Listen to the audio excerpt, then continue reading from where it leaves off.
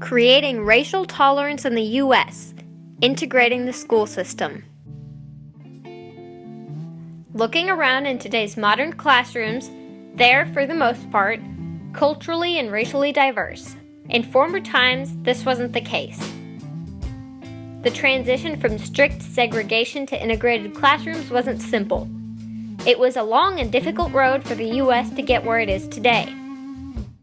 Racial integration was reached as a result of countless court cases, nonviolent protests, riots, and inspiring figures representing the civil rights movement and exploring new possibilities.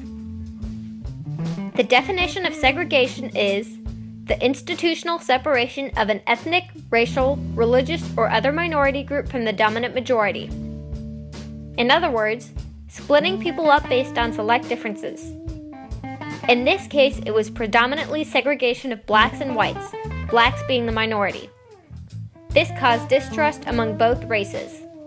When segregation was challenged in court in 1896, the famous court case Plessy v. Ferguson ruled segregation to be separate but equal. However, this decision was reached by a very biased group, which was realized over time. Public facilities were consistently of better quality and working order when designated white. Discrimination and racial slurs were commonplace, which worsened the ignorance and fear people had for each other. Integration, on the other hand, is essentially the process of undoing segregation. The famous court case Brown v. Board of Education began a long process of racial integration in schools in 1954. Unfortunately, its effects were not immediate. Resistance to the ruling was so widespread that the court issued a second decision in 1955, known as Brown 2, ordering school districts to integrate with all deliberate speed. Still, 2 years after the ruling, only 17 states and the District of Columbia had integrated their schools. Many court cases followed, questioning it over and over again. People were excessively apprehensive about having their children interact with those of another race. So much that whole school systems shut down to avoid having multiracial classrooms.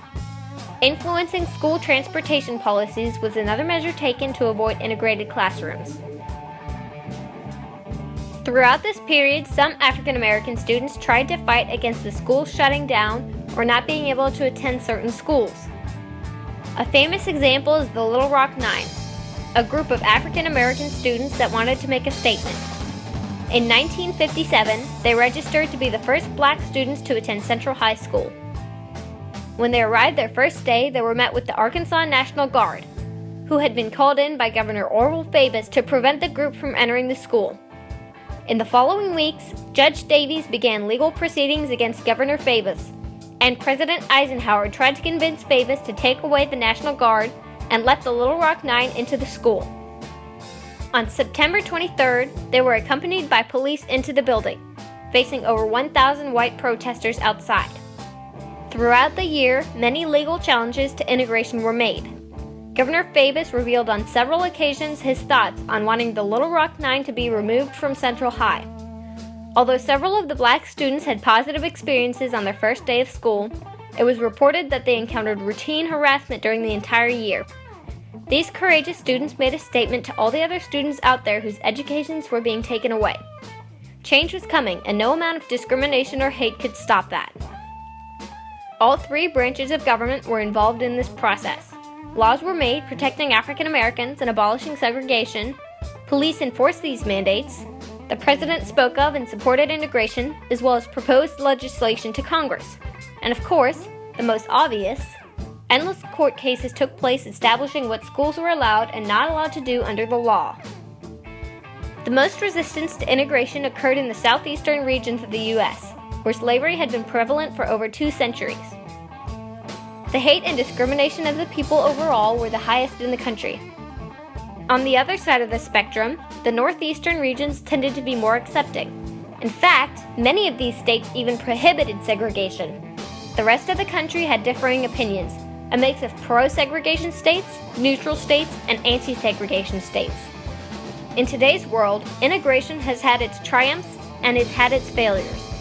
It has succeeded in bringing different students into the same classroom and in extracurricular activities, which was the general goal. And progress is still being made to create total equality. The results, however, were not entirely perfect.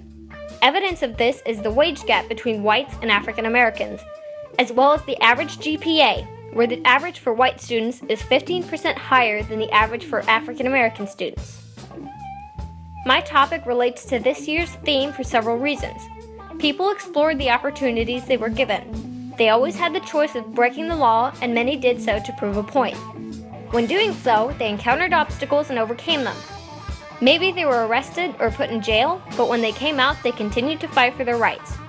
They exchanged ideas and came together to make a difference. From the Freedom Riders to the March on Washington, there's evidence everywhere of people rallying together to fight socioeconomic inequalities. Racial integration was reached as a result of countless court cases, nonviolent protests, riots, and inspiring figures representing the civil rights movement and exploring new possibilities. While there is still progress to be made, the U.S. has come a long way since the beginning of the civil rights movement. The United States is a very multicultural country, and it's one of the main reasons it is so successful and has so many immigrants choosing to come into the country. That's why integrating not only the school system, but the whole country is so important in American history.